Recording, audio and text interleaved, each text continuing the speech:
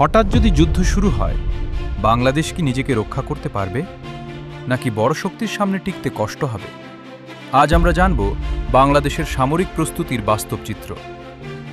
বাংলাদেশ দক্ষিণ এশিয়ার একটি গুরুত্বপূর্ণ দেশ।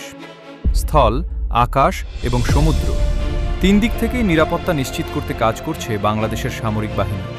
বর্তমানে দেশের প্রতিরক্ষায় রয়েছে বাংলাদেশ আর্মি, বাংলাদেশ নেভি এবং বাংলাদেশ এয়ারফোর্স।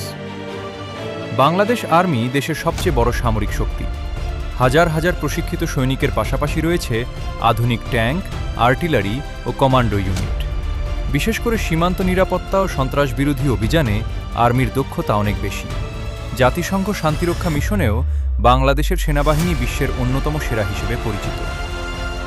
বাংলাদেশ নৌবাহিনী এখন শুধু উপকূল পাহারা দেয় না, তারা সাবমেরিন, মিসাইল ও আধুনিক যুদ্ধজাহাজ দিয়ে সমুদ্র প্রতিরক্ষা আরও শক্তিশালী করেছে।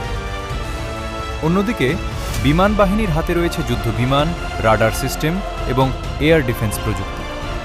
যদিও বিশ্বের বড় শক্তিগুলোর তুলনায় বাংলাদেশের সামরিক বাজেট কম, তবুও ধীরে ধীরে আধুনিক প্রযুক্তি যুক্ত হচ্ছে প্রতিরক্ষা ব্যবস্থায়। বাস্তবতা হল, বাংলাদেশ একা কোনো সুপার পাওয়ারের সাথে দীর্ঘমেয়াদী যুদ্ধ চালানো কঠিন।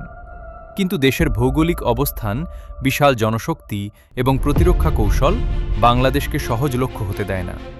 সবচেয়ে বড় শক্তি হল দেশের মানুষ এবং সেনাবাহিনীর মনোবল।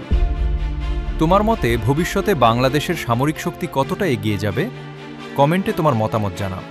আর এমন আরও ডিফেন্স ভিডিও পেতে সাবস্ক্রাইব করো 0 আওয়ার স্কোয়াড।